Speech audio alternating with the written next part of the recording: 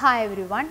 Finance and accounting മേഖലയിലെ professional കോഴ്സുകളെയും മറ്റ് നൂതന കോഴ്സുകളെയും പരിചയപ്പെടുത്തുന്ന ദി ഡെബിറ്റ് ആൻഡ് ക്രെഡിറ്റ് ഷോയിലേക്ക് ഏവർക്കും സ്വാഗതം.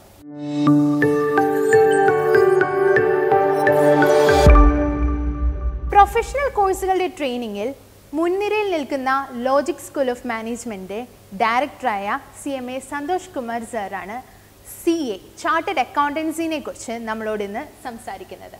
Welcome to the show sir. Thank you. എൻ്റെ ഒരു എക്സ്പീരിയൻസ് പറയുവാണെങ്കിൽ 10ാം ക്ലാസ് കഴിയുമ്പോൾ നമ്മൾ ശരിക്കും ഒരു ടേണിംഗ് പോയിന്റ് ആണ്. കാരണം എന്താണെന്ന് വെച്ചാൽ 3 ഓപ്ഷൻസ് നമുക്കുള്ളത്. സയൻസ് ഉണ്ട്, കൊമേഴ്സ് ഉണ്ട്, പിന്നെ ഹ്യൂമാനിറ്റീസ്. ഇതിൽ സയൻസ് എടുക്കുമ്പോൾ നമുക്കൊരു ഐഡിയ ഉണ്ട്, ഏകദേശം നമ്മൾ ഫിസിക്സും എല്ലാം പഠിക്കുന്നതുകൊണ്ടിട്ട് ആ ഒരു രീതിയിലായിരിക്കും, കാരണം ഫെമിലിയർ ആണ്.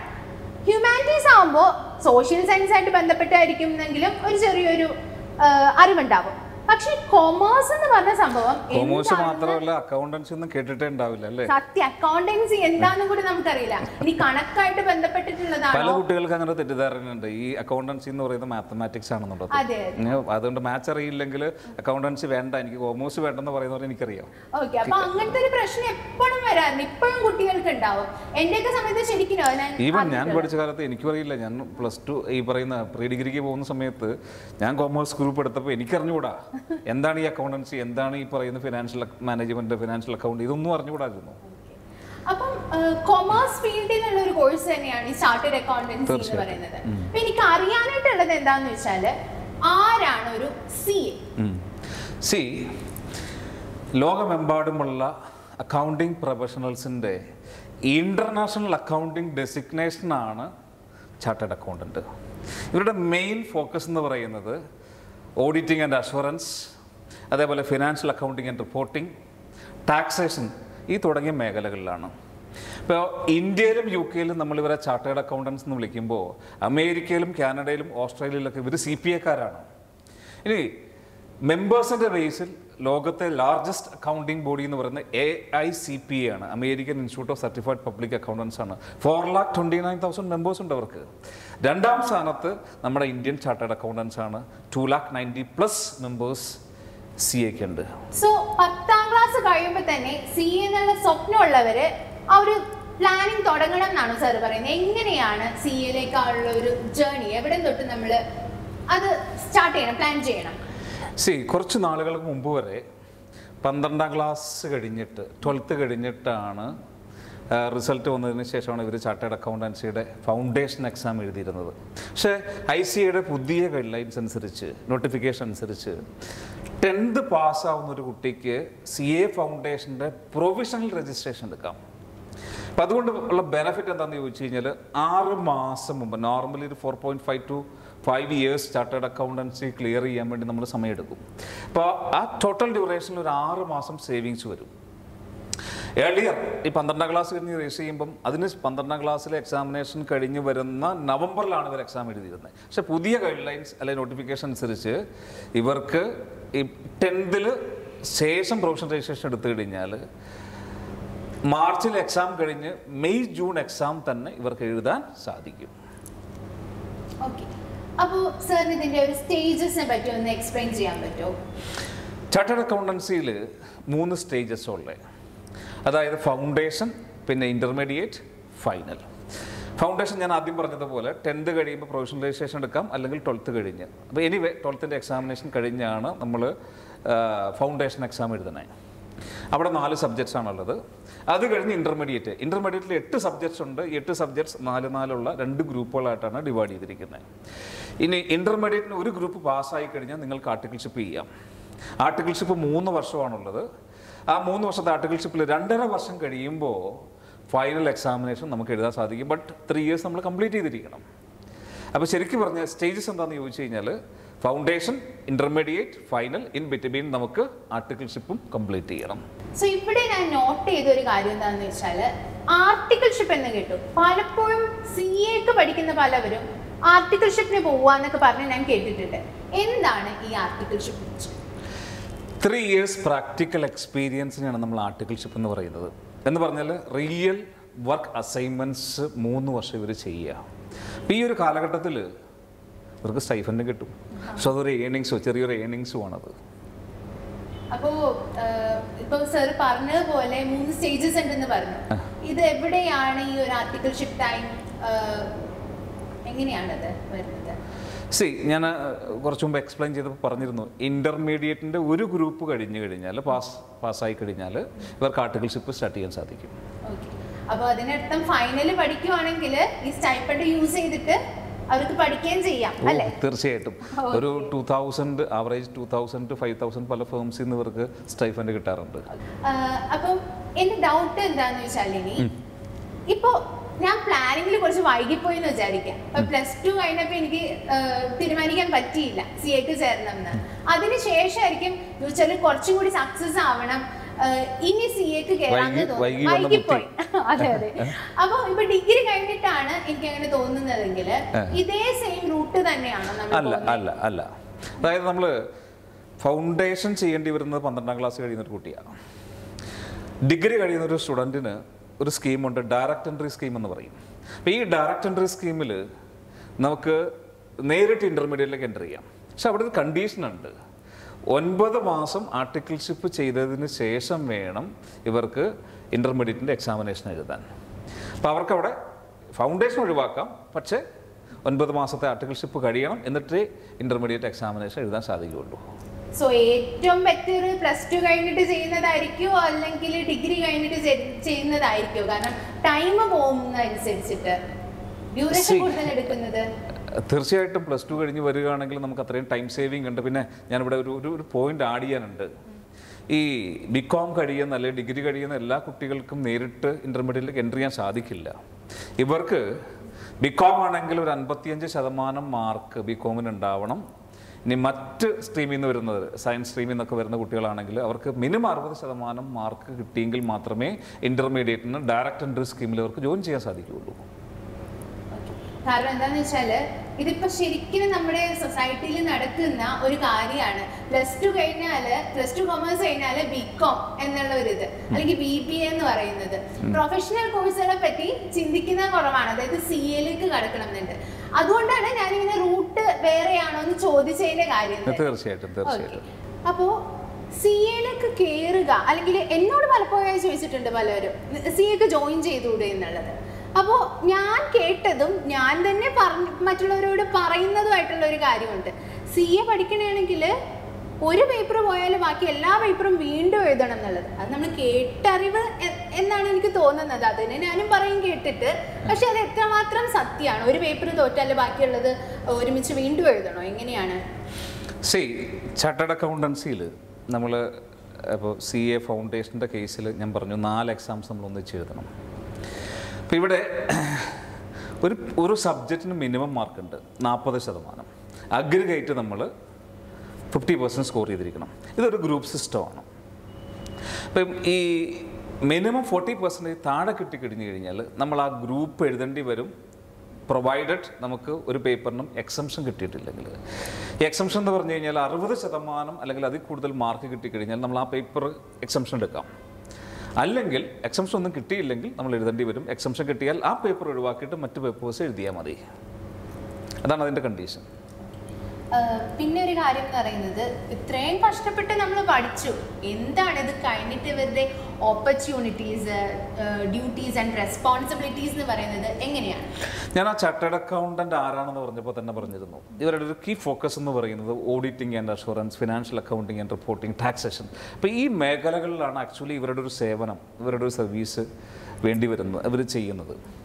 അപ്പോൾ ഇവിടെ ഇപ്പോൾ ഈ ഓപ്പർച്യൂണിറ്റീസിനെ പറ്റി ചോദിക്കുമ്പോൾ എനിക്ക് എടുത്ത് പറയാനുള്ള കാര്യം, ഇപ്പോൾ ഞാൻ റീസെൻ്റായിട്ട് ഒരു ആർട്ടിക്കിൾ വായിച്ചതിൽ ഈ പാൻഡമിക് സിറ്റുവേഷനിൽ പോലും CA ഇൻസ്റ്റിറ്റ്യൂട്ട് നടത്തിയ ക്യാമ്പസ് ഇൻ്റർവ്യൂവിൽ അറൗണ്ട് 3000, കറക്റ്റ് നമ്പർ പറഞ്ഞാൽ 2923 ന്യൂലി പാസ്ഡ് CAസിന് പ്ലേസ്മെൻറ്റ് കൊടുത്തു. ഈ പ്ലേസ്മെൻ്റ് എന്ന് പറയുന്നത് പ്രീവിയസ് ഇയറിനെ വെച്ച് കമ്പയർ ചെയ്യുമ്പോൾ 37% ഇൻക്രീസ് ഇൻ ഡിമാൻഡാണ് വന്നിരിക്കുന്നത്. 133 കമ്പനി, 133 കമ്പനീസ് ഈ പ്ലേസ്മെൻറ്റ് പ്രോഗ്രാമിൽ പാർട്ടിസിപ്പേറ്റ് ചെയ്തു. ഇവരുടെ ഒരു ആവറേജ് സാലറി ഈ പറയുന്ന 2000 ഏറ്റവും ലേറ്റസ്റ്റ് ആയിട്ട് വന്നിരിക്കുന്ന ഈ പ്ലേസ്മെൻറ്റിൽ ഒരു ആവറേജ് സാലറി എന്ന് പറയുന്നത് 75,000 പെർ മന്താണ് വന്നിരിക്കുന്നത്. അപ്പോൾ ഇതൊക്കെ കാണിക്കുന്നത് ഇവരുടെ ഒരു ഓപ്പർച്യൂണിറ്റീസാണ്. And second thing, employment opportunity മാത്രമല്ല, പ്രാക്ടീസിങ് ഓപ്പർച്യൂണിറ്റീസ്.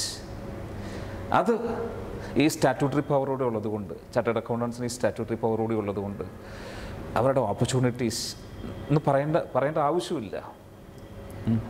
ലോജിക് എങ്ങനെയാണ് പ്ലേസ്മെന്റ് അസിസ്റ്റൻസ് എന്തെങ്കിലും പ്രൊവൈഡ് ചെയ്യുന്നത് ഇവർക്ക്? ആക്ച്വലി ചാർട്ടേഡ് അക്കൗണ്ടൻസിന് ഞങ്ങൾ പ്ലേസ്മെൻറ്റ് കൊടുക്കേണ്ട വരാറില്ല. സ്റ്റിൽ നമുക്ക് ലോജിക്കൽ ചാർട്ടേഡ് അക്കൗണ്ടൻസി മാത്രമല്ല മറ്റ് പല കോഴ്സുകളും ഉണ്ട്. നമുക്ക് ആ കുട്ടികൾക്ക് നമ്മൾ പ്ലേസ്മെൻറ്റ് അസിസ്റ്റൻസ് കൊടുക്കാറുണ്ട്. ആ കൂട്ടത്തിൽ തീർച്ചയായിട്ടും നമുക്ക് ഓരോ വർഷവും പല കമ്പനികളിൽ നമുക്ക് കൂടി വരാറുണ്ട് ചാർട്ടേഡ് അക്കൗണ്ടൻസി പാസ്സായ കുട്ടികളെ ആവശ്യപ്പെട്ടുകൊണ്ട്. അപ്പോൾ നമ്മുടെ പല കുട്ടികളും ഈവൻ നമ്മുടെ കെയർ ഓഫിൽ പോലും പല ബിഗ് ഫോറിലും മറ്റ് പല റെപ്യൂട്ടഡ് കമ്പനീസിലും പ്ലേസ്ഡ് ആയിട്ടുണ്ട്. അപ്പം CA പഠിച്ചു കഴിഞ്ഞാൽ എന്തായാലും വെറുതെ ഇരിക്കേണ്ടി വരില്ല, അങ്ങനെ വേണ്ടി വരില്ല, തീർച്ചയായിട്ടും വേണ്ടി വരില്ല. ഓക്കെ. പിന്നെ ഒരു കാര്യം എന്താണെന്ന് വെച്ചാൽ പല കുട്ടികളും ആവറേജ് സ്റ്റുഡൻസ്, അതായത് ഇതിൻ്റെ സ്വപ്നം എന്ന് പറയുന്നത് CA സ്വപ്നം ഉണ്ടെങ്കിലും എല്ലാവർക്കും ഒരു പേടിയായിരിക്കും CA ടഫാണല്ലോ എന്നുള്ളത് അല്ലേ? ഇപ്പം എനിക്കാണെങ്കിലും ഞാനൊരു ആവറേജ് സ്റ്റുഡൻ്റ് ആണ്, എന്നെപ്പോലെ തന്നെ പലരും ഉണ്ടാവും. എല്ലാവരും എപ്പോഴും ഫുൾ A+ മേടിച്ച് വരുന്ന ആൾക്കാരാവണം എന്നില്ല. അപ്പോൾ എന്താണ് ഇതിൻ്റെ ഒരു ടഫ്നെസ് ലെവൽ? ഒരു ആവറേജ് സ്റ്റുഡൻറ്റിന് CA ക്രാക്ക് ചെയ്യാൻ പറ്റും? ഈ ചോദ്യം ഞാൻ പലപ്പോഴും കേട്ടിട്ടുണ്ട്. ഒരു ആവറേജ് സ്റ്റുഡൻ്റാണ് ഞാൻ, എനിക്ക് ചാർട്ടേഡ് അക്കൗണ്ടൻസി പാസ്സാവാൻ സാധിക്കുമോ എന്നുള്ളത്. ശരിക്കും ആരാണ് ആവറേജ് സ്റ്റുഡൻറ്റ്? ഇവിടെ എൻ്റെ ഒരു 10-22 വർഷത്തെ ടീച്ചിങ് എക്സ്പീരിയൻസ് ഞാൻ ഷെയർ ചെയ്ത് കഴിഞ്ഞാൽ, നിങ്ങൾക്ക് കോൺഫിഡൻസ് ഉണ്ടോ, നിങ്ങൾ കമ്മിറ്റഡ് ആണോ, വർക്ക് ചെയ്യാൻ തയ്യാറാണോ, ഡെഫിനറ്റ്ലി ഏത് പ്രൊഫഷണൽ ക്വാളിഫിക്കേഷനും, പ്രത്യേകിച്ച് കോമേഴ്സിൽ ഏത് പ്രൊഫഷണൽ ക്വാളിഫിക്കേഷനും ഈസി ആയിട്ട് നിങ്ങൾക്ക് ക്രാക്ക് ചെയ്യാം. ഇവിടെ നിങ്ങൾക്ക് വേണ്ടത്, ആദ്യം വേണ്ട ക്വാളിറ്റി ഞാൻ ആദ്യം പറഞ്ഞതുപോലെ സെൽഫ് കോൺഫിഡൻസ് ആണ്. സെൽഫ് കോൺഫിഡൻസും കമ്മിറ്റ്മെൻറ്റും ഉണ്ടെങ്കിൽ നിരന്തരമായ പ്രാക്ടീസിലൂടെ എന്ന് പറഞ്ഞു കഴിഞ്ഞാൽ അന്നന്ന് പഠിപ്പിക്കുന്ന ടോപ്പിക്സ് അന്നന്ന് പഠിച്ച് മുന്നോട്ട് പോയി കഴിഞ്ഞാൽ ഈ പറയുന്ന ടൈമിൽ തന്നെ ചാർട്ടേഡ് അക്കൗണ്ടൻസി പാസ് ഔട്ട് ആവാൻ നിങ്ങൾക്ക് സാധിക്കും. നമ്മൾ ഈ കേട്ടിട്ടില്ല മാഗ്നറ്റ് ഉണ്ടാക്കുന്നത് എങ്ങനെയാണെന്ന്? കാന്തം നമ്മൾ ഇരുമ്പിലൂടെ നിരന്തരം ഇലക്ട്രിസിറ്റി കടത്തിവിട്ടുകൊണ്ടാണ് ഈ ഇരുമ്പിനെ മാഗ്നറ്റ് ആക്കി മാറ്റുന്നത്.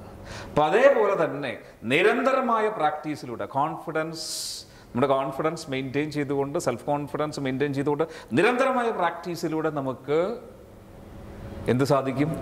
ഈ ചാർട്ടേഡ് അക്കൗണ്ടൻസിയുടെ എക്സാമിനേഷൻസ് ക്ലിയർ ചെയ്യാൻ സാധിക്കും. അങ്ങനെ ധാരാളം എക്സ്പീരിയൻസ് ഉണ്ട്. ഞാൻ എത്രയോ കുട്ടികളെ കണ്ടിരിക്കുന്നു. ഇപ്പം നമ്മുടെ സ്റ്റുഡൻസിൻ്റെ റിസൾട്ട് നോക്കിക്കഴിഞ്ഞ് കഴിഞ്ഞാൽ ഏകദേശം 14 സ്റ്റുഡൻസ് റാങ്ക് ഹോൾഡേഴ്സായിട്ട് ലോജിക്കിൽ നിന്ന് പുറത്ത് വന്നിട്ടുണ്ട് ചാർട്ടേഡ് അക്കൗണ്ടൻസിയിൽ.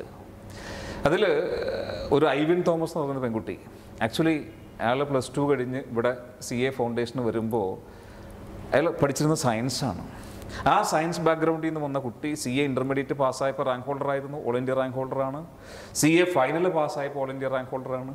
പിന്നെ ഒരു മലപ്പുറത്ത് നിന്നുള്ളൊരു Adil Muhammad, he's a CA rank holder. ഇപ്പോൾ ലാസ്റ്റ് ഇയറിൽ അലീന. അങ്ങനെ സോ മെനി. ഞാൻ റാങ്കിൻ്റെ കാര്യം മാത്രമേ പറഞ്ഞത്. ഇപ്പോൾ ലാസ്റ്റ് നമ്മുടെ 2019 റിസൾട്ട് എടുത്തു കഴിഞ്ഞാൽ 245 സ്റ്റുഡൻസ് ബോത്ത് ഗ്രൂപ്പ്സ് അല്ലെങ്കിൽ ഒരു സിംഗിൾ ഗ്രൂപ്പ് എങ്കിലും ലോജിക്കിൽ നിന്ന് CA ഫൈനൽ ക്ലിയർ ചെയ്ത് വന്നിട്ടുണ്ട്. അപ്പോൾ ഇവിടെ ആ ആവറേജ് എന്നുള്ള വേർഡ് യൂസ് ചെയ്തതുകൊണ്ട് എനിക്ക് ഒരു സ്റ്റുഡൻറ്റിനെ പറ്റി എടുത്തു പറയാൻ ആഗ്രഹമുണ്ട്. സുഹൈൽ അലി, മലപ്പുറംകാരനാണ്. കുറേ വർഷങ്ങൾക്ക് മുമ്പ് ലോജിക്കിൽ CA ഫൗണ്ടേഷൻ പഠിക്കാൻ വന്നതാണ്. പക്ഷേ CA ഫൗണ്ടേഷൻ ഇവിടെ പഠിക്കാൻ വരുമ്പോൾ അവൻ്റെ ക്വാളിഫിക്കേഷൻ BCom-ആണ്. ഇപ്പോൾ സ്വാഭാവികമായിട്ട് നീതുവിനൊരു സംശയം ഉണ്ടാവും, ഈ CA ഫൗണ്ടേഷൻ ഡിഗ്രി കഴിഞ്ഞ കുട്ടി എന്തിനാ ചെയ്യണേന്ന്. പക്ഷെ ഞാനവിടെ ഒരു കണ്ടീഷൻ പറഞ്ഞിരുന്നു, 55% മാർക്ക് ഡിഗ്രിക്ക് BCom-നുണ്ടെങ്കിൽ മാത്രമേ ഫൗണ്ടേഷൻ ചെയ്യാതെ ഇരിക്കാൻ പറ്റുള്ളൂ. അപ്പോൾ അവൻ ഫൗണ്ടേഷൻ പഠിച്ചെങ്കിൽ അതിൻ്റെ റീസൺ എന്താ? അലിക്ക് 55% മാർക്ക് BCom-ന് ഉണ്ടായിരുന്നില്ല. അതുകൊണ്ട് ഫൗണ്ടേഷൻ സ്റ്റാർട്ട് ചെയ്തു. ഫസ്റ്റ് ചാൻസിൽ ഈ കുട്ടി ഫൗണ്ടേഷൻ പാസ്സായി. പിന്നെ ഇൻ്റർമീഡിയറ്റ് എഴുതി. ഈ ഇൻ്റർമീഡിയറ്റ് എഴുതി 2 ഗ്രൂപ്പ് എഴുതി. അതിൻ്റെ റിസൾട്ട് വരുന്നത് ഇന്നും എനിക്ക് ഓർമ്മയുണ്ട്, ഒരു വെള്ളിയാഴ്ചയാണ്. ഈ വെള്ളിയാഴ്ച റിസൾട്ട് നോക്കാൻ വേണ്ടി രാവിലെ എനിക്ക് മെസ്സേജ് അയച്ചു, സാറേ റിസൾട്ട് വരുമ്പോൾ എന്നെ ഒന്ന് വിളിച്ച് പറയണം. ഞാൻ പറഞ്ഞു പറയാം, കാരണം എനിക്കൊരു കുറച്ച് ഹോപ്പുണ്ടായിരുന്നു. അപ്പോൾ ആൾ പള്ളിയിൽ പോയിരിക്കുക, ഫ്രൈഡേ പള്ളിയിൽ പോയിരിക്കുക. ഞാൻ റിസൾട്ട് വന്ന സമയത്ത് ഞാൻ നോക്കി, 2 ഗ്രൂപ്പ് എഴുതി. ഈ 2 ഗ്രൂപ്പിൻ്റെയും മാർക്ക്, ഒരു ഗ്രൂപ്പ് പാസ്സാവാനുള്ള മാർക്ക് പോലും ഇല്ല. എല്ലാ 8 സബ്ജക്ട്സും ഫെയിലാണ്. അപ്പോൾ എനിക്ക് വിളിച്ച് പറയാനൊരു വിഷമം. ഒന്നും പാസ്സായിട്ടില്ല, ഒരു പേപ്പറും പാസ്സായിട്ടില്ല എന്ന് ഞാനങ്ങനെ വിളിച്ച് പറയണേ. അപ്പം ഞാൻ വിളിച്ചില്ല, ഫോൺ വിളിച്ചില്ല. വൈകിട്ടായപ്പോൾ എനിക്ക് ഇങ്ങോട്ടൊരു കോൾ വന്നു, ഞാൻ ഫെയിലായി അല്ലേന്ന്. ഇതാണ് എന്നോട് ചോദിച്ച ചോദ്യം. ഞാൻ പറഞ്ഞു, സാരമില്ലടാ, നമുക്ക് നെക്സ്റ്റ് ടൈം എഴുതിയെടുക്കാം. ഇതാണ് ഞാൻ അലിയോട് പറഞ്ഞത്. ഞാൻ കേട്ടതൊരു കരച്ചിലാണ്. ഫോൺ ഡിസ്കണക്ട് ചെയ്തു. അന്ന് രാത്രിയിൽ ഈ അലിയുടെ മദർ എന്നെ വിളിച്ചു. എന്നോട് പറഞ്ഞു, സാറേ, ഇവൻ CA പഠിക്കണമെന്നുള്ള ആഗ്രഹം പറഞ്ഞപ്പോൾ ബന്ധുക്കളും നാട്ടുകാരും പലരും പറഞ്ഞതാ, ഇവനെ കൊണ്ടൊന്നും പറ്റാത്ത കോഴ്സായത്, എന്തിനാ ഇതിനൊക്കെ വിടുന്നത്? നമ്മൾ പറയില്ലേ, നാട്ടിൻപുറത്തൊക്കെ പറയില്ലേ, തുമ്പിയെ കൊണ്ട് കല്ലടിപ്പിക്കുക എന്നത്, അതേ അവസ്ഥയായിരുന്നു. അപ്പോൾ മറ്റുള്ളവരെ ഫേസ് ചെയ്യാൻ പറ്റുന്നില്ല, എന്താ ചെയ്യണ്ടേ? അപ്പം ഞാൻ പറഞ്ഞത്, ഒരു കാര്യം ചെയ്യൂ, ഇന്നൊരു കാര്യം ചെയ്യൂ, ആ മൊബൈൽ ഫോൺ അവിടെ വാങ്ങിച്ചു വെക്കുക, ലാപ്ടോപ്പും വാങ്ങിച്ചു വെക്കുക, ടെക്സ്റ്റ് ബുക്കും നോട്ട്ബുക്കുമായിട്ട് അലിയെ കൊച്ചിയിലേക്ക് പറഞ്ഞു വിട്, നമുക്ക് നോക്കാം. എൻ്റെ ഓർമ്മ ശരിയാണെങ്കിൽ ഒരാഴ്ച കഴിഞ്ഞപ്പോൾ തന്നെ അലി വന്നു. മൊബൈൽ ഫോണില്ല, ലാപ്ടോപ്പില്ല, ഒക്കെ വീട്ടിൽ വെച്ചിട്ട് പോന്നിരിക്കുക. പിന്നീട് രാജിക്കിൻ്റെ ലൈബ്രറിയിൽ ഫുൾ ടൈം ഇരുന്ന് പ്രിപ്പയർ ചെയ്യുന്ന അലിയാണ് കാണുന്നത്. ഓരോ ടീച്ചേഴ്സിനോടും, ടീച്ചേഴ്സ് ഫ്രീ ടൈം കിട്ടുമ്പോൾ അവരോട് പോയി ഡൗട്ടുകൾ ചോദിക്കുന്നു. എല്ലാ ദിവസവും വൈകിട്ട് ക്ലാസ് കഴിഞ്ഞ് എൻ്റെ അടുത്ത് വരും, ഞാൻ കുറച്ച് ക്വസ്റ്റ്യൻസ് ചോദിക്കും, അവനുള്ള ഡൗട്ടുകൾ പറഞ്ഞു കൊടുക്കും. അടുത്ത അറ്റംപ്റ്റിൽ അലി വീണ്ടും ഒരു ഗ്രൂപ്പ് എഴുതി, റിസൾട്ട് വന്നു, ആ ഗ്രൂപ്പ് അലി പാസ്. ഇൻ്റർമീഡിയറ്റിന് ഫസ്റ്റ് ഗ്രൂപ്പ് പാസ്. വീണ്ടും സെക്കൻഡ് ഗ്രൂപ്പിൻ്റെ പ്രിപ്പറേഷനായി എക്സാം എഴുതി, വീണ്ടും പൊട്ടി, ഫെയിൽ. അടുത്ത അറ്റംപ്റ്റിൽ സെക്കൻഡ് ഗ്രൂപ്പ് അലി ക്ലിയർ ചെയ്തു. അപ്പോൾ ആലോചിച്ച് നോക്കൂ, ബികോമിന് 55% മാർക്ക് കിട്ടാത്ത കുട്ടിയാണ്. ഫൗണ്ടേഷൻ കഴിഞ്ഞു, ഇൻ്റർമീഡിയറ്റ് കഴിഞ്ഞു. എങ്ങനെ സാധിച്ചു? അവൻ്റെ ഹാർഡ് വർക്കും കമ്മിറ്റ്മെൻറ്റും കോൺഫിഡൻസും. ഇനി ആ കുട്ടി ഫൈനൽ ഇപ്പോൾ ഇൻ്റർമീഡിയറ്റ് പാസ്സായി. അതിനുശേഷം ഈ മാമംഗലത്തുള്ളൊരു ഉദയകുമാർ സാറിൻ്റെ അടുത്ത് നമ്മൾ ആർട്ടിക്കിൾഷിപ്പ് അറേഞ്ച് ചെയ്ത് കൊടുത്തു. 3 years ആർട്ടിക്കിൾഷിപ്പ് കംപ്ലീറ്റ് ചെയ്തു. ഇതിനിടയ്ക്ക് ഫൈനലിൻ്റെ പ്രിപ്പറേഷനും സ്റ്റാർട്ട് ചെയ്തു. ഈ ഫൈനലിൻ്റെ പ്രിപ്പറേഷൻ നടക്കുന്നതിനിടയ്ക്കാണ് പുള്ളിക്ക് ഷാർജ ഇലക്ട്രിസിറ്റി ആൻഡ് വാട്ടർ അതോറിറ്റിയിൽ, ഗവൺമെൻറ് ഡിപ്പാർട്ട്മെൻറ്റാണ് കേട്ടോ, ഗവൺമെൻറ് സെക്ടറിലാണ്, പുള്ളിക്ക് സീനിയർ അക്കൗണ്ടൻ്റായിട്ട് സെലക്ഷൻ കിട്ടി. ഇന്ന് ലക്ഷക്കണക്കിന് രൂപ സാലറി വാങ്ങുന്ന ബികോം 55% കിട്ടാത്ത കുട്ടിയാണ്. അയാളും ചിന്തിച്ചിട്ടുണ്ടാവും ഒരു കാലഘട്ടത്തിൽ, അല്ലേ, ഞാനൊരു ആവറേജ് സ്റ്റുഡൻ്റാണ്, എന്നെക്കൊണ്ട് ഇത് സാധിക്കുമെന്ന്. സാധിച്ചില്ലേ? അപ്പം എന്താ ഇവിടെ വേണ്ടേ? അപ്പം ഇവിടെ എടുത്തു പറയേണ്ട ഫാക്ടർ, നിങ്ങൾക്ക് കോൺഫിഡൻസ് ഉണ്ടോ? നിങ്ങൾ നിരന്തരം പ്രാക്ടീസ് ചെയ്യാൻ തയ്യാറാണോ? നിങ്ങളുടെ കമ്മിറ്റ്മെൻറ്റ് നിങ്ങൾ നഷ്ടപ്പെടുത്താണ്ടിരിക്കാൻ നിങ്ങൾ തയ്യാറാണോ? നിങ്ങൾ പാസ്സായിരിക്കും, സംശയം വേണ്ട കാര്യത്തിൽ. ഓക്കെ, അപ്പം അലിയുടെ ഈ ഒരു സ്റ്റോറി വെച്ചിട്ട് നമുക്ക് മനസ്സിലായി, ഹാർഡ് വർക്ക്, പ്രാക്ടീസ്, ഇതെല്ലാം ഉണ്ടെങ്കിൽ CA എന്നല്ല ഏതൊരു കോഴ്സും നമുക്ക് ക്രാക്ക് ചെയ്യാൻ പറ്റും. ഇതിൽ സാർ എടുത്ത് പറഞ്ഞൊരു കാര്യമുണ്ട്, സെൽഫ് കോൺഫിഡൻസിനെ പറ്റിയിട്ട്. ഇതൊരു ലോങ് ടേം കോഴ്സാണ് CA എന്ന് പറയുന്നത്. 4.5 വർഷം പിടിക്കും ഇതൊന്ന് കംപ്ലീറ്റ് ആവാനായിട്ട്. ഈ സെൽഫ് കോൺഫിഡൻസ്, അത് ചിലപ്പം എല്ലാ ഒറ്റ അറ്റംപ്റ്റിൽ തന്നെ എല്ലാം പാസ്. ശരിയാണ്, നീ ചോദിക്കുന്നത് ശരിയാണ്. ഞങ്ങളത് തിരിച്ചറിയുന്നുണ്ട്. അതായത് ഈ ചാർട്ടേഡ് അക്കൗണ്ടൻസി പോലെയുള്ള ഒരു കോഴ്സ് 4-5 വർഷം സമയമെടുത്ത് പഠിക്കേണ്ടതാണ്. അപ്പം നമ്മൾ ആദ്യത്തെ ഒരു ആവേശം കുറച്ച് കഴിയുമ്പോൾ ഉണ്ടാവണമെന്നില്ല കുട്ടികളിൽ. ആദ്യം ഞാൻ മലമറിക്കുമെന്ന് പറഞ്ഞ് തന്നെയാണ് പോലെ എല്ലാവരും ഇവിടെ വരുന്നത്. അത് കഴിഞ്ഞ് പ്രിപ്പറേഷൻ തുടങ്ങി, ഈ സബ്ജക്റ്റിൻ്റെ ടഫ്നെസ് ഇതൊക്കെ വന്നു കഴിയുമ്പോഴത്തേക്കും പതുക്കെ എല്ലാവരുടെയും കോൺഫിഡൻസ് താഴോട്ട് പോകും. അപ്പം ഇവിടെ ഈ കുട്ടികളുടെ കോൺഫിഡൻസ് മെയിൻറ്റെയിൻ ചെയ്യാൻ നമ്മൾ പല സെഷൻസും കൊടുക്കുന്നുണ്ട്. പല വാല്യൂ ആഡഡ് പ്രോഗ്രാംസ്, S+ പോലുള്ള ട്രെയിനിങ്സ്, അതേപോലെ ഈ പല എക്സ്പേർട്സിൻ്റെയും മോട്ടിവേഷൻ ട്രെയിനേഴ്സിനെയും ബിറ്റ്വീൻ നമ്മൾ കൊണ്ടുവരും.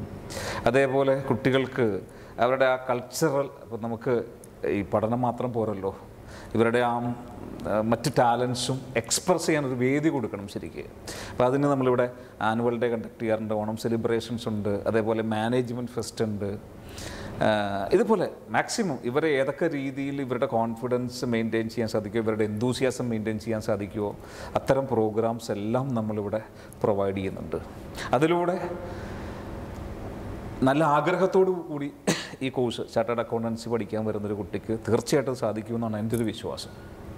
ലോജിക്കലി വന്നാൽ ക്യാമ്പസ് ലൈഫ് മിസ്സാവില്ലെന്ന് തന്നെയാണോ പറയണേ? നമ്മുടെ ഈ 12ാം ക്ലാസ് കഴിഞ്ഞ് ഡിഗ്രിക്ക് ഇപ്പോൾ നീതു ആദ്യം പറഞ്ഞതുപോലെ ഡിഗ്രിക്ക് പോവാണ്ട് നേരെ ഈ പറയുന്ന ചാർട്ടേഡ് അക്കൗണ്ടൻസിയും കോസ്റ്റ് അക്കൗണ്ടൻസിയൊക്കെ പഠിക്കാൻ വരുന്ന ധാരാളം കുട്ടികളുണ്ട്. അവരിൽ പലരുടെയും ഒരു വിഷമം ഞങ്ങൾക്ക് ആ 3 വർഷത്തെ ക്യാമ്പസ് ലൈഫ് പോയല്ലോ എന്നാണ്. ആക്ച്വലി ആ ക്യാമ്പസ് ലൈഫ് നഷ്ടപ്പെടാണ്ടിരിക്കാൻ വേണ്ടി ഇത്തരം പ്രോഗ്രാംസ് കൊടുക്കുന്നതിലൂടെ നമുക്ക് എൻഷുർ ചെയ്യാൻ സാധിക്കുന്നുണ്ട്.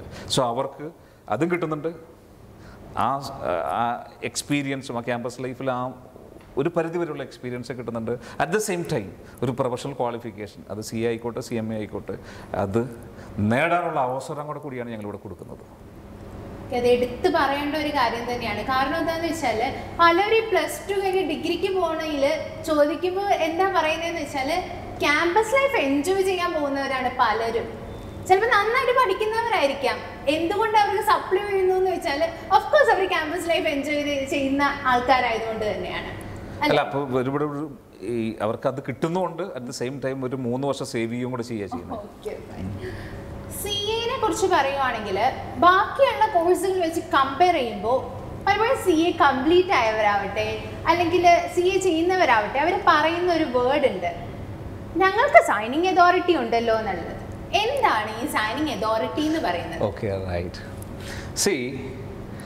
Companies act, income tax act, GST പോലുള്ള മറ്റ് നിയമങ്ങൾ, ഈ നിയമങ്ങളനുസരിച്ച് കമ്പനീസിൻ്റെ ഫിനാൻഷ്യൽ സ്റ്റേറ്റ്മെൻറ്റ്സ് ഓഡിറ്റ് ചെയ്യാനും സൈൻ ചെയ്യാനും ഇവർക്കുള്ള സ്റ്റാറ്റ്യൂട്ടറി പവറിനെയാണ് നമ്മൾ സൈനിങ് അതോറിറ്റി എന്ന് പറയുന്നത്. അതെ, ആ സ്റ്റാറ്റ്യൂട്ടറി പവറിനെയാണ്, അതുകൊണ്ടാണ് മുന്നിൽ നിൽക്കുന്നത്. അതെ, ഓക്കെ. മറ്റൊരു കാര്യം എന്ന് പറയുന്നത് ഇപ്പൊ നമ്മൾ ഡിഗ്രി കഴിഞ്ഞിട്ടാണെങ്കിലും ചെയ്യാമെന്ന് പറഞ്ഞു, ഇതിന് പ്രായപരിധി ഉണ്ടോ, എങ്ങനെയാണ്? നല്ല ക്വസ്റ്റ്യൻ. ആക്ച്വലി നമ്മൾ 10th കഴിഞ്ഞാൽ 10th എക്സാമിനേഷൻ കഴിഞ്ഞാൽ CA ഫൗണ്ടേഷൻ പ്രൊവിഷണൽ രജിസ്ട്രേഷൻ എടുത്ത് സ്റ്റാർട്ട് ചെയ്യാമെന്ന് പറഞ്ഞല്ലോ അല്ലേ? അപ്പോൾ 10th കഴിയുമ്പോൾ നമുക്ക് സ്റ്റാർട്ട് ചെയ്യാം. ഇനി അപ്പർ ലിമിറ്റ് ഇല്ല. ഏത് ഏജിലും നിങ്ങൾക്ക് ചാർട്ടേഡ് അക്കൗണ്ടൻസി പഠിക്കാം. ഇപ്പോൾ എനിക്ക് അറിയാവുന്ന ഒരു സാറ്, ഒരു ചെന്നൈയിലുള്ള അദ്ദേഹം ടെക്സ്റ്റ് ബുക്കൊക്കെ എഴുതിയിട്ടുണ്ട്. അദ്ദേഹം 58ാമത്തെ വയസ്സിലാണ് CA പഠിക്കുന്നത്. 62ാമത്തെ വയസ്സിൽ അത് കംപ്ലീറ്റ് ചെയ്തിട്ടുണ്ട്. സോ അപ്പർ ലിമിറ്റ് ഇല്ല. ഏത് പ്രായക്കാർക്ക് വേണമെങ്കിലും CA പഠിക്കാം. ഈ ഒരു ക്വസ്റ്റ്യൻ ഞാൻ ചോദിച്ചത് എന്തുകൊണ്ടാണെന്ന് വെച്ചാൽ പല കുട്ടികൾക്കും തോന്നുന്ന ഒരു കാര്യമുണ്ട്, ഞാൻ സാവധാനം ഞാൻ സ്വന്തം കാലിൽ നിന്നതിന് ശേഷം പഠിക്കാം എന്ന് വിചാരിക്കുന്നവരുണ്ട് അല്ലേ? ഇപ്പൊ +2 കഴിഞ്ഞിട്ടാണെങ്കിലും ഇപ്പൊ വേണ്ട, ഡിഗ്രിയൊക്കെ കഴിയട്ടെ, ഞാൻ ജോലിയൊക്കെ കിട്ടിയിട്ട് പഠിക്കാമെന്ന് ചിന്തിക്കുന്നവരുണ്ട്. എന്തുകൊണ്ടാണ് അവർ അങ്ങനെ ചിന്തിക്കുന്നതെന്ന് വെച്ചാൽ ഇറ്റ്സ് ബിക്കോസ് ഓഫ് ദി കോസ്റ്റിനെ കുറച്ച് കൊടുത്തിട്ടാണ്. സോ ഇത് കാരണം CA എന്നുള്ള ഒരു കോഴ്സ് എടുക്കണമെങ്കിൽ ഭയങ്കര എക്സ്പെൻസ് ആകുമോ എന്ന് ചിന്തിക്കുന്നവരുണ്ട്. സോ ഇതിന്റെ ഒരു എക്സ്പെൻസിനെ പറ്റി എങ്ങനെയാ പറയുന്നത്? നിങ്ങൾ MBAക്ക് പോവുകയാണെങ്കിൽ എന്തായാലും നമുക്കറിയാമല്ലോ MBAക്ക് നമുക്ക് വരുന്നൊരു കോസ്റ്റ് ഏകദേശം, അത് വെച്ച് കമ്പയർ ചെയ്യുമ്പോൾ ചാർട്ടേഡ് അക്കൗണ്ടൻസി പഠിക്കാൻ വരുന്ന കോസ്റ്റ് ഒത്തിരി കുറവാണ്. ഒരു ടോട്ടൽ കോസ്റ്റ് ഇപ്പം ഇവരുടെ ICAയുടെ രജിസ്ട്രേഷനും കോച്ചിങ് ഫീസും എക്സാം ഫീസും എല്ലാം കൂടെ കൂടിയാൽ പോലും ഒരു 2 ലക്ഷം രൂപയുടെ അടുത്ത് അല്ലെങ്കിൽ അതിൽ താഴെ മാത്രമേ വരുള്ളൂ. ഇതിനിടയിൽ 3 വർഷം നിങ്ങൾ ആർട്ടിക്കിൾഷിപ്പ് ചെയ്യുമ്പോൾ അവിടെ ഒരു സ്റ്റൈഫൻഡ് നമുക്ക് കിട്ടുകയും കൂടെ ചെയ്യുകയാണ്. അപ്പോൾ ഇതൊരിക്കലും വലിയൊരു കോസ്റ്റ് അല്ല. അപ്പം അങ്ങനെ എന്താണ് സ്വന്തം കാലിൽ നിന്നതിന് ശേഷം ചാർട്ടേഡ് അക്കൗണ്ടൻസി ചെയ്യാൻ പോയി കഴിഞ്ഞ് കഴിഞ്ഞാൽ അവിടെ നിങ്ങൾ മനസ്സിലാക്കേണ്ട ഒരു ഫാക്ടർ, ഞാൻ ആദ്യമേ പറഞ്ഞൊരു 4-5 വർഷം സമയമെടുക്കും അല്ലേ? അപ്പം നിങ്ങൾ എത്ര ലേറ്റായിട്ടാണോ ചാർട്ടേഡ് അക്കൗണ്ടൻസിയിലേക്ക് എൻ്റർ ചെയ്യുന്നത് അന്ന് മുതൽ ഒരു ബിറ്റ്വീൻ 4 to 5 years ഇതിനു വേണ്ടി സ്പെൻഡ് ചെയ്യേണ്ടി വരും. ചാൻസ് വന്നാൽ കൂടുതൽ സമയമെടുക്കും. So better start at the earlier. മറ്റൊരു കാര്യം എന്താണെന്ന് വെച്ചാൽ ഇന്ന് നമ്മുടെ നാട്ടിൽ ഒത്തിരി, നമ്മുടെ സൊസൈറ്റിയിൽ ഒത്തിരി കുട്ടികൾ കുട്ടികളായിക്കോട്ടെ മുതിർന്നവരായിക്കോട്ടെ അവർക്ക് നാട്ടിൽ നിൽക്കുന്നതിനേലും കൂടുതൽ എബ്രോഡ് പോകണം എന്ന് ചിന്തിക്കുന്നവരാണ്, പുറത്ത് പോയി സെറ്റിൽഡ് ആവണമെന്ന് വിചാരിക്കുന്നവരാണ് കൂടുതൽ ആൾക്കാർ. സോ ഈ CA എന്ന് പറയുന്നത് ഒരു ഇന്ത്യൻ കോഴ്സാണ്. ഇന്ത്യൻ കോഴ്സ് എടുത്തിട്ട് എങ്ങനെയാണ് ഫോറിൻ ഓപ്പർച്യൂണിറ്റീസും കാര്യങ്ങളും? ഇന്ത്യയിൽ ചാർട്ടേഡ് അക്കൗണ്ടൻസി കഴിഞ്ഞിട്ട് ഇന്ത്യയിൽ കണ്ടിന്യൂ ചെയ്യണമെന്ന് ആഗ്രഹിക്കുന്ന ഒത്തിരി പേരുണ്ട്. തീർച്ചയായിട്ടും ഇത് പറഞ്ഞതുപോലെ പുറത്തും പോകാൻ ആഗ്രഹിക്കുന്നവരുണ്ട്. അപ്പം അങ്ങനെ പുറത്തും ഇപ്പോൾ നമ്മുടെ സ്റ്റുഡൻസിനെ നമ്മൾ സപ്പോർട്ട് ചെയ്തിട്ടുണ്ട്, പ്ലേസ്മെൻറ്റ് സപ്പോർട്ട് നമ്മൾ ചെയ്തിട്ടുണ്ട്. ധാരാളം ഇന്ത്യയിലെ പോലെ തന്നെ ധാരാളം ഓപ്പർച്യൂണിറ്റീസ് പുറത്ത് ഇവർക്ക് അവൈലബിൾ ആണ്. ഇപ്പം മിഡിൽ ഈസ്റ്റിൽ തന്നെ പ്രാക്ടീസ് ചെയ്യുന്നവർ, വർക്ക് ചെയ്യുന്നവർ ധാരാളം സ്റ്റുഡൻസ്, ധാരാളം ചാർട്ടേഡ് അക്കൗണ്ടൻസ് ഉണ്ട്. പിന്നെ ഇത് കൂടാതെ ഇവർക്ക് ഈ നമ്മുടെ ഇൻസ്റ്റിറ്റ്യൂട്ട് CA ഇൻസ്റ്റിറ്റ്യൂട്ട് പല കൺട്രീസിലെ ചാർട്ടേഡ് അക്കൗണ്ടൻസ് ബോഡിയായിട്ട് MOU memorandum of understanding sign ചെയ്തിട്ടുണ്ട്. അപ്പോൾ എടുത്തു പറഞ്ഞു കഴിഞ്ഞാൽ മലേഷ്യൻ CPA ആയിട്ട്, അതേപോലെ chartered accountants in England and വെയിൽസുമായിട്ട്, സൗത്ത് ആഫ്രിക്കൻ ഇൻസ്റ്റിറ്റ്യൂട്ടുമായിട്ട്, കനേഡിയൻ ഇൻസ്റ്റിറ്റ്യൂട്ടുമായിട്ട്, ഓസ്ട്രേലിയൻ ഇൻസ്റ്റിറ്റ്യൂട്ടുമായിട്ട് ഇവരൊക്കെ ആയിട്ട് ഇവർ MOU സൈൻ ചെയ്തിരിക്കുക. ഈ MOU അനുസരിച്ച് പല പേപ്പേഴ്സിൻ്റെ എക്സംഷൻ കിട്ടും. അപ്പം നമുക്ക് ആ ക്വാളിഫിക്കേഷനോടെ നേടിക്കഴിഞ്ഞു കഴിഞ്ഞാൽ തീർച്ചയായിട്ടും പ്രാക്ടീസിങ് ഓപ്പർച്യൂണിറ്റിയും എംപ്ലോയ്മെൻറ്റ് ഓപ്പർച്യൂണിറ്റിയും ഒത്തിരി കൂടുതലാണ്. ഈ MOUൻ്റെ ഡീറ്റെയിൽസ് അറിയണമെങ്കിൽ നിങ്ങൾ CAയുടെ വെബ്സൈറ്റിലൊന്ന് സെർച്ച് ചെയ്താൽ മതി. ഈ പറയുന്ന എല്ലാ MOUസിൻ്റെ ഡീറ്റെയിൽസ് അവരവിടെ കൊടുത്തിട്ടുണ്ട്. അപ്പോൾ ഇൻ ഷോർട്ട്, ചാർട്ടേഡ് അക്കൗണ്ടൻസി കഴിഞ്ഞ് കഴിഞ്ഞാൽ ഇന്ത്യയിലാണെങ്കിലും വിദേശത്താണെങ്കിലും ധാരാളം ഓപ്പർച്യൂണിറ്റീസ് ഉണ്ട്. MOUയും കൂടെ പല കൺട്രീസിലെ ചാർട്ടേഡ് അക്കൗണ്ടൻസ് ബോഡിയായിട്ട് സൈൻ ചെയ്തിരിക്കുന്ന MOUയും കൂടെ ഉള്ളതുകൊണ്ട് ഓപ്പർച്യൂണിറ്റി വീണ്ടും കൂടിയിരിക്കുകയാണ്. ഓക്കെ, അപ്പോൾ ചാർട്ടേഡ് അക്കൗണ്ടൻസിനെ കുറിച്ച് നമ്മൾ എന്തായാലും നല്ല രീതിയിൽ മനസ്സിലാക്കി. എനിക്ക് എന്തായാലും നല്ല രീതിയിൽ മനസ്സിലായി. ഇത് കേൾക്കുന്ന ഓരോ വ്യക്തിക്കും അത് കംപ്ലീറ്റ് ആയിട്ട് ക്ലിയർ ആക്കി സാറ് തന്നിട്ടുണ്ട്. ചാർട്ടേഡ് അക്കൗണ്ടൻസി മാത്രമല്ല, ഇനിയും ഉണ്ട് ഒത്തിരി പ്രൊഫഷണൽ കോഴ്സുകളെ കുറിച്ച് നമുക്ക് കേൾക്കാനായിട്ട്. സോ വരുന്ന എപ്പിസോഡ്സിൽ നമുക്ക് എന്തായാലും ഓരോ കോഴ്സിനെ കുറിച്ചും സാറ് പറഞ്ഞു തരുന്നതായിരിക്കും. ഓക്കെ, അപ്പോൾ എന്തായാലും CA എന്നുള്ള സ്വപ്നം സാക്ഷാത്കരിക്കാനായിട്ടുള്ള ആ ഒരു സ്വപ്നം കൊണ്ടു കിടക്കുന്ന ഓരോ വ്യക്തിക്കും ലോജിക്കിലൂടെ അവരുടെ സ്വപ്നം സാക്ഷാത്കരിക്കാൻ സാധിക്കട്ടെ. അതുപോലെ തന്നെ ലോജിക് ഇനിയും ഉയരങ്ങളിൽ നിന്ന് ഉയരങ്ങളിലേക്ക് എത്തട്ടെ എന്ന് ആശംസിച്ചുകൊള്ളുന്നു. Thank you so much sir. Hello friends, എൻ്റെ പേര് സുഹൈൽ അലി. ഞാൻ UAE ഗവൺമെൻറ് ഓഫ് ഷാർജയുടെ അണ്ടറിലുള്ള സേവ, അതായത് Sharjah electricity water and gas അതോറിറ്റിയിലെ ഫൈനാൻസ് ഡിപ്പാർട്ട്മെന്റിലാണ് വർക്ക് ചെയ്യുന്നത്. CA പഠിച്ചുകൊണ്ടിരിക്കുമ്പോഴാണ്, അതായത് CA ഫൈനൽ പഠിച്ചുകൊണ്ടിരിക്കുമ്പോഴാണ് എനിക്ക് UAEയിലോട്ട് ഒരു ഓഫർ വരികയും ഞാനിവിടെ ജോയിൻ ചെയ്യുകയും ചെയ്തത്. എൻ്റെ ജീവിതത്തിലെ ഏറ്റവും വലിയ വഴിത്തിരിവും അല്ലെങ്കിൽ ഞാൻ സൗഭാഗ്യമായി കണക്കാക്കുന്നത് ലോജിക് എന്ന ഇൻസ്റ്റിറ്റ്യൂട്ടിൽ ജോയിൻ ചെയ്യുകയും അവിടുന്ന് സന്തോഷ് സാർ എന്ന വ്യക്തിയെ പരിചയപ്പെട്ടതും. ഞാൻ CA കരിയർ സ്റ്റാർട്ട് ചെയ്തത് ലോജിക് എന്നാണ്. അതായത് CA foundation, CA intermediate, then CA final. ഇത് മൂന്നും കംപ്ലീറ്റ് ആയിട്ട് ഞാൻ പഠിച്ചത് ലോജിക്കിലാണ്. അവിടുന്ന് കിട്ടിയ ആ സപ്പോർട്ട്, സ്പെഷ്യലി പറയുകയാണെങ്കിൽ സന്തോഷ് സാർ, അവരുടെ ഫാക്കൽറ്റീസ്, ഒരുപാട് ഫാക്കൽറ്റീസ് നന്നായിട്ട് തന്നെ സപ്പോർട്ട് ചെയ്തിട്ടുണ്ട്. ആ ഒരു സപ്പോർട്ട് കാരണം മാത്രമാണ് ഇന്ന് ഞാൻ ഈ നിലയിലെത്തിയത്. ലോജിക്കിൽ ജോയിൻ ചെയ്യുന്നതിന് മുന്നേ ഉള്ള എൻ്റെ അക്കാഡമിക് പെർഫോമൻസിനെ കുറിച്ച് പറയുകയാണെങ്കിൽ 12th ഏറ്റവും കുറഞ്ഞ മാർക്ക് കിട്ടിയത് അക്കൗണ്ടൻസിക്കാണ്. അതുപോലെ ഡിഗ്രിക്ക് ഏറ്റവും കുറഞ്ഞ മാർക്ക്, അതായത് പാസ് മാർക്ക്, ജസ്റ്റ് പാസ് മാർക്കോട് കൂടിയിട്ടാണ് ഞാൻ കാലിക്കറ്റ് യൂണിവേഴ്സിറ്റിയുടെ BCom ക്ലിയർ ചെയ്തത്. CA സിമ്പിൾ ആണെന്ന് ഞാൻ ഒരിക്കലും പറയുന്നില്ല. പക്ഷേ എന്നെ പോലത്തെ ബിലോ ആവറേജ് സ്റ്റുഡൻറ്റിന് ഇന്ന് ഈ പൊസിഷനിൽ എത്താൻ സാധിക്കുമെങ്കിൽ തീർച്ചയായിട്ടും നിങ്ങളെ കൊണ്ട് സാധിക്കും. അതിന് നിങ്ങൾക്ക് വേണ്ട കുറച്ച് കാര്യങ്ങൾ, അതായത് കമ്മിറ്റ്മെന്റ് ഉണ്ടായിരിക്കണം, ആ കോഴ്സിനോട് കമ്മിറ്റ്മെന്റ് ഉണ്ടായിരിക്കണം. അതുപോലെ പാഷൻ വളരെ ഇമ്പോർട്ടൻ്റ് ആണ്. ആ കോഴ്സിന് നിങ്ങൾ പാഷനായിട്ട് കാണണം. അതുപോലെ ഇത് രണ്ടും കൂട്ടി ഹാർഡ് വർക്ക് ചെയ്യാനുള്ള ആ ഒരു മനസ്സ് നിങ്ങൾക്കുണ്ടെങ്കിൽ തീർച്ചയായിട്ടും നിങ്ങൾക്ക് CA സിമ്പിളായി അച്ചീവ് ചെയ്യാൻ പറ്റും. ചാർട്ടേഡ് അക്കൗണ്ടൻസി എന്ന കോഴ്സ് പഠിക്കാൻ ഞാൻ എപ്പോഴും റെക്കമെൻഡ് ചെയ്യുന്നത് ഒരേ ഇൻസ്റ്റിറ്റ്യൂട്ടാണ്, ലോജിക് സ്കൂൾ ഓഫ് മാനേജ്മെന്റ്. നിങ്ങൾക്ക് എല്ലാവർക്കും വലിയൊരു ഭാവി ഉണ്ടാവട്ടെ എന്ന് ആത്മാർത്ഥമായി പ്രാർത്ഥിക്കുകയും all the very best. Logic school of management.